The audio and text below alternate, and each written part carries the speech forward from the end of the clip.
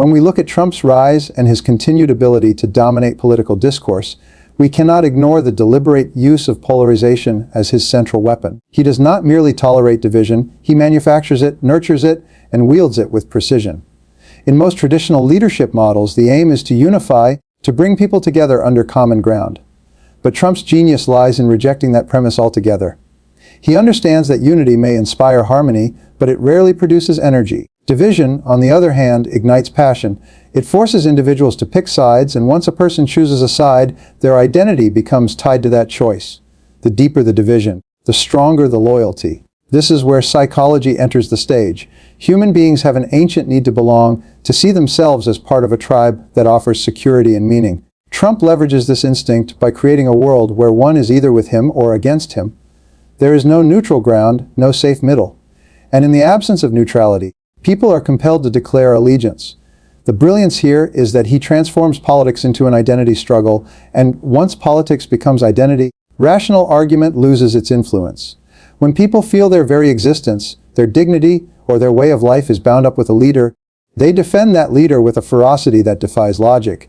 Philosophically, this reveals something unsettling about the modern condition, that truth is often less persuasive than belonging, and that moral conviction can be overridden by tribal loyalty.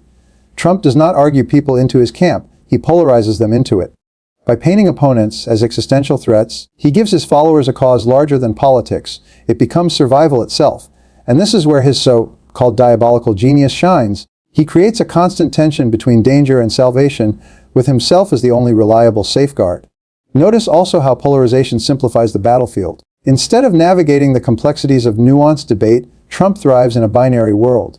There are only winners and losers, patriots and traitors, insiders and outsiders. Such dichotomies strip away ambiguity, and in doing so they create clarity, albeit a harsh and manipulative kind. For many, that clarity is intoxicating, because in a confusing and uncertain world, a clear enemy and a clear champion provide the illusion of stability. But the danger is also the brilliance. By polarizing, he not only builds unwavering loyalty among his base, but he also controls his opposition. Those who hate him can never ignore him. In fact, they often become his most reliable amplifiers, ensuring that his presence remains unshakable in the public consciousness. Thus, division is not simply a tactic, it is the architecture of his strategy, the very structure upon which his influence rests. And so we are left with a sobering realization. The genius of Trump's strategy lies in his willingness to embrace division as a source of strength, while others cling to the illusion of unity. He shows us that polarization, though corrosive, is undeniably powerful. The question is not whether he uses it, it is whether we are aware enough to resist being consumed by it. On the insights share. If polarization provides the energy for Trump's movement, then simplicity provides its language. What makes his communication so powerful is not eloquence or sophistication, but the ruthless clarity of reduction. He takes complex realities, economic collapse, immigration policy, international trade, cultural conflict, and compresses them into short, sharp phrases that stick. Build the wall. Drain the swamp. Make America great again. These are not policy proposals, they are psychological triggers. They bypass the intellect and go straight to the gut. This is a fundamental lesson in persuasion. Complexity may be accurate, but simplicity is contagious. The human mind is wired to conserve energy, and so it craves digestible ideas. Nuance requires analysis, and analysis requires effort. In a fast-moving world overloaded with information, people are drawn not to the most detailed explanation, but to the most memorable one. Trump's genius lies in recognizing that communication is less about delivering facts than about creating symbols that anchor themselves in memory. His words function less like arguments and more like mantras, repeated until they shape reality itself. And here we must pause and acknowledge something uncomfortable. Simplicity does not mean ignorance. On the contrary, it often takes a certain cunning intelligence to strip away layers of complexity until only the essence remains. Philosophers throughout history have known this. Nietzsche, for example, spoke of the power of aphorisms, short, compressed statements that contain entire worlds of meaning. Trump may not be a philosopher, but he instinctively grasps the same principle. He condenses the chaos of modern life into bite-sized absolutes, and in doing so, he controls the frame of conversation. Once a slogan takes root, it becomes extremely difficult to challenge. If you attack it with nuance, you lose, because nuance feels weaker than conviction. If you ignore it, it spreads unchecked. This is why so many of Trump's opponents, despite their sophistication, find themselves trapped. They respond with lengthy rebuttals, detailed explanations, and careful qualifications, all of which sound defensive compared to the punch of a three-word slogan. In a battle of narratives, the blunt hammer often defeats the scalpel, but simplicity does more than persuade, it unifies. When his followers chant his slogans, they are not debating policies, they are participating in a ritual of belonging. The words become a shared language, a bond that transcends intellect and reaches into the realm of identity. And once language becomes identity, it no longer matters whether the slogan is factually precise. It matters only that it feels true. This is why simplicity, though often dismissed as shallow, is in fact one of the deepest tools of influence. It operates beneath reason, in the unconscious layers of human psychology, where repetition forms belief and belief forms reality. Trump has mastered this art, not by accident, but by instinct. And so we must recognize the lesson. The most dangerous ideas are not the ones filled with complexity, but the ones that are so simple they seem undeniable. The world may be complicated, but power belongs to the one who can make it sound simple. If polarization lays the groundwork, simplicity is the instrument through which Trump ensures his message penetrates the collective mind. His strategy reveals an almost instinctive grasp of how human psychology prefers clarity over complexity, certainty over ambiguity. Where traditional politicians bury ideas in policy details and technical language, Trump distills everything into a few visceral phrases that demand no translation. Build the wall. America first. Fake news. These are not arguments, they are weapons, crafted to bypass deliberation and anchor themselves directly in emotion. What makes this so effective is that human beings are not, by nature, rational calculators. We do not carry the time or the mental bandwidth to weigh every issue with nuance. Instead, we rely on mental shortcuts, narratives simple enough to process instantly. In psychology, this is called cognitive economy, the brain's way of conserving effort. And Trump, whether consciously or instinctively, exploits this. He recognizes that in a world overflowing with information, the most powerful voice is not the one with the most facts, but the one that speaks in the sharpest symbols. This is why his words function less as explanations and more as rallying cries. They are linguistic tools of mobilization. They work in the same way myths or proverbs have worked for centuries: short, memorable, endlessly repeatable, and emotionally loaded. When his followers chant his slogans at rallies, they are not merely reciting political preferences, they are reinforcing a collective identity. The words become rituals, and the rituals become bonds stronger than reason. Philosophically, this should not surprise us. History shows us that great movements are rarely built on the back of complicated arguments. Revolutions are not driven by white papers or policy briefs, they are driven by symbols that galvanize the imagination. Nietzsche himself noted the power of compressed statements, where a single phrase can contain entire worlds of meaning. Simplicity is not a weakness, it is a refinement of persuasion. And Trump, far from being careless with language, wields simplicity with a precision that makes it look effortless. His opponents often stumble here. They counter his slogans with paragraphs of rebuttal, forgetting that in the theater of mass psychology, the longest explanation almost always loses to the shortest conviction.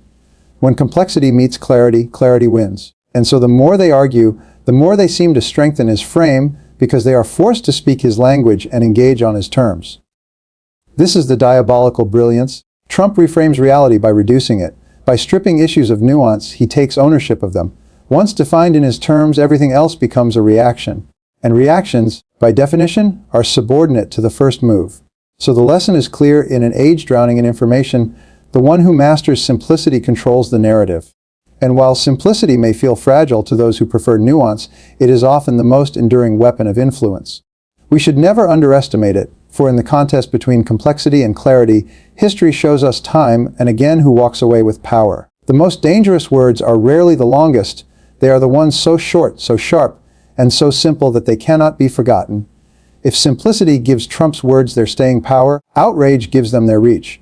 What many fail to recognize is that controversy in his world is not a byproduct, it is the very engine of his strategy. Most leaders fear scandal, recoil from criticism, and scramble to control damage. Trump, by contrast, treats outrage as theater. He understands that in the modern media ecosystem, attention is the most valuable currency, and nothing captures attention more quickly, more viscerally than outrage. Think about how outrage works on a psychological level. It bypasses calm reasoning and lights up the nervous system with adrenaline. It demands a reaction, whether of anger, disbelief, or applause. And in a society already addicted to constant stimulation, outrage acts like a drug. People cannot look away. By provoking outrage, Trump ensures that he remains at the center of every conversation. His critics become amplifiers, his supporters become defenders, and the cycle of attention spins endlessly in his favor. This is not accidental, it is a calculated exploitation of human nature. Outrage heightens emotion, and emotion overrides analysis. In the heat of scandal, facts become secondary to spectacle. Philosophically, this reflects a shift in politics from the realm of reason to the realm of drama. Politics under Trump is not presented as a rational debate, but as a kind of gladiatorial contest. Every insult, every shocking remark, every brazen dismissal of norms is designed to keep the spotlight fixed on him, because in the modern age, relevance is power. Notice the paradox: even when people are outraged at him, they are still serving his purpose.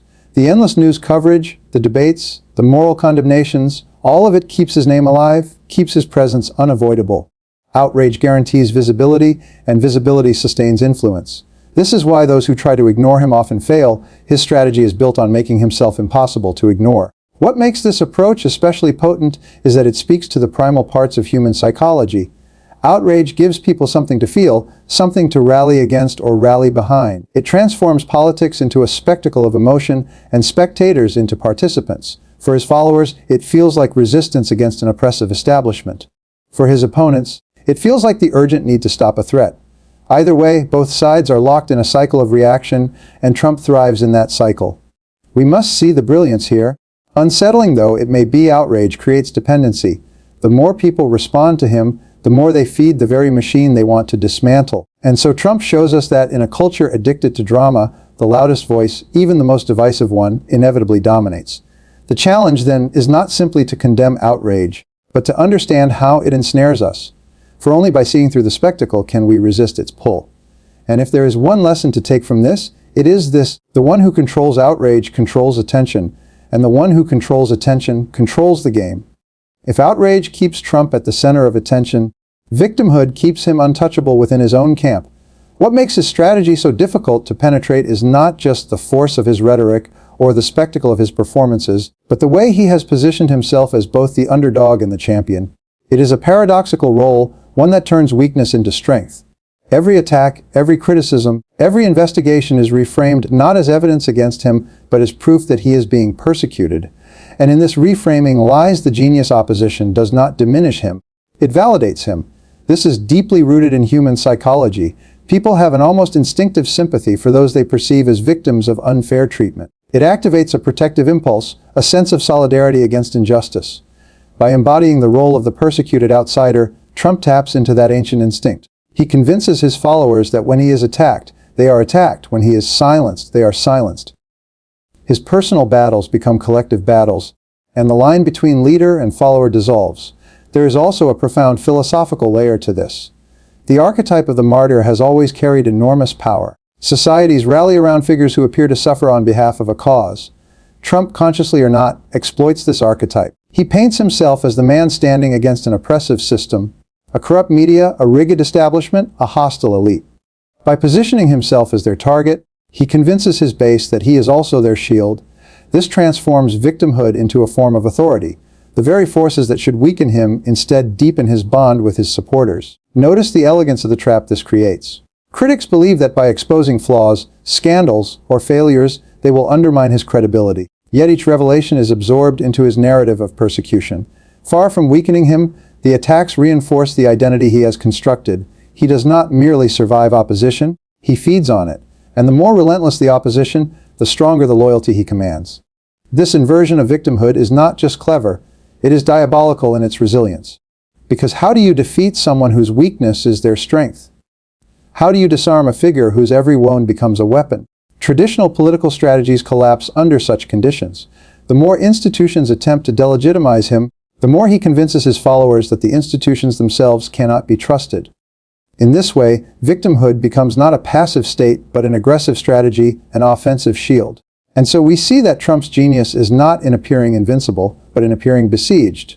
He thrives not by towering above the struggle, but by presenting himself as caught within it. Shoulder to shoulder with those who feel left behind, his power grows not from projecting perfection, but from embodying resistance. The lesson for us is stark in the theater of politics. Victimhood is no longer a position of weakness, it can be the ultimate source of strength. And if we do not recognize how easily sympathy can be weaponized, we risk being drawn into a narrative where every attempt to challenge power only makes it stronger. If victimhood shields Trump from defeat, the media ensures he never disappears. This is perhaps the most paradoxical element of his strategy. He does not fight the media as much as he feeds it. He understands something most politicians overlook, that the media, for all its posturing about truth and accountability, is addicted to conflict and spectacle. And what does Trump offer better than anyone else? Conflict and spectacle in endless supply. Every outrageous comment, every defiant gesture, every unexpected move is designed with one outcome in mind: coverage. Whether it is positive or negative is almost irrelevant, because in the economy of attention, visibility is the only real currency. To be seen is to be powerful, and to be ignored is to be erased. Trump ensures that ignoring him is impossible. His critics cannot resist dissecting him. His supporters cannot resist celebrating him. The net effect is the same: saturation. He becomes inescapable. From a psychological standpoint, this is devastatingly effective. Human beings are drawn to repetition, to familiarity. The more we see a face, hear a voice, or read a name, the more it imprints itself on our mental landscape.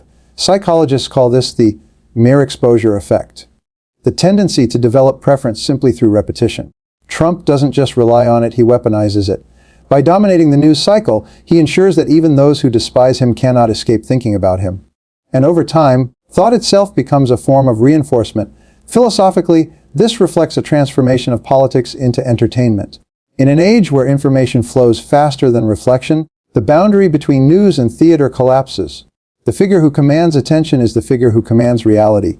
Truth becomes secondary to visibility, because in a culture ruled by screens, what exists most vividly in the collective imagination feels truest.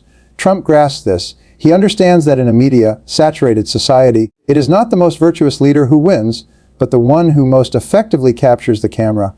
The irony, of course, is that many of his loudest critics have been his greatest amplifiers.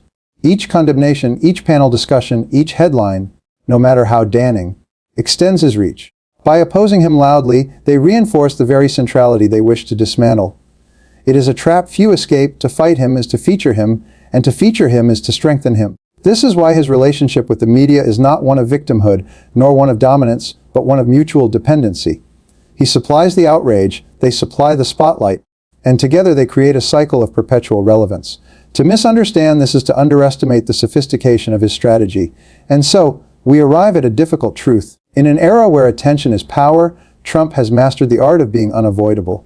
His genius lies not in silencing critics, but in compelling them to speak, not in avoiding scandal, but in ensuring scandal becomes his oxygen. The lesson here is unmistakable. If you cannot control the media, you must at least understand it. For in the battle for influence, the one who turns attention into fuel can never truly be ignored. At the core of Trump's strategy lies a mastery not just of words, not just of spectacle, but of the deepest forces that govern human behavior: fear and hope. These are the twin engines of political psychology, and Trump knows how to pull both levers with striking precision. Fear on its own paralyzes. Hope on its own often fades. But when fear and hope are woven together, when people are told that everything they value is under threat, yet that salvation is still within reach, they form a bond so powerful it can override reason and anchor loyalty at the level of identity. Trump repeatedly frames the world as a place on the brink of collapse, the nation under siege from outsiders, the economy rigged against ordinary citizens, traditional values eroded by hostile forces. He paints the picture of decline in stark, almost apocalyptic tones. This is not accidental, it is deliberate. Fear heightens attention, sharpens loyalty, and makes people cling to any figure who claims to provide security. In evolutionary terms, fear was the mechanism that kept us alive. In political terms, it becomes the mechanism that keeps followers aligned. But fear alone is unsustainable. Too much of it leads to despair.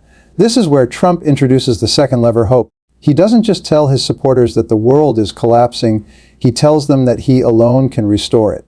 Make America Great Again is not just a slogan, it is a promise of renewal, a reassurance that the decline they fear is reversible.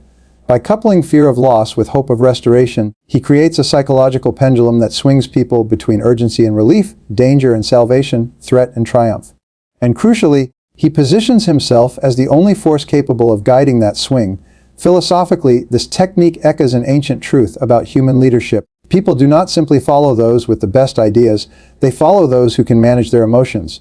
Fear without hope breaks the spirit. Hope without fear lacks urgency. But together, they generate movement, even devotion. Trump's genius lies in balancing this equation with extraordinary instinct. He stirs the storm, then offers himself as the calm within it. Critics often focus on the factual inconsistencies, the exaggerations, even the outright falsehoods. But fact-checking misses the deeper reality. His strategy is not about information, but about emotion. It is not about what is objectively true, but about what feels true. And feelings, when reinforced by fear and hope, often become stronger than any fact. This is why his base remains so unshakably loyal. They are not simply persuaded by arguments. They are bound by emotion. They feel threatened, and they feel protected. They fear collapse, and they hope for revival. And in that emotional cycle, their connection to him becomes not just political, but personal. The lesson for us is unmistakable. The most enduring forms of power are built not on reason alone, but on the ability to govern the emotional landscapes of others. And if fear and hope can be wielded so effectively to shape identity, then the challenge is clear. Will we remain passive consumers of this emotional theater, or will we learn to master our own responses? Because in the end, the one who controls fear and hope does not just control politics, they control people.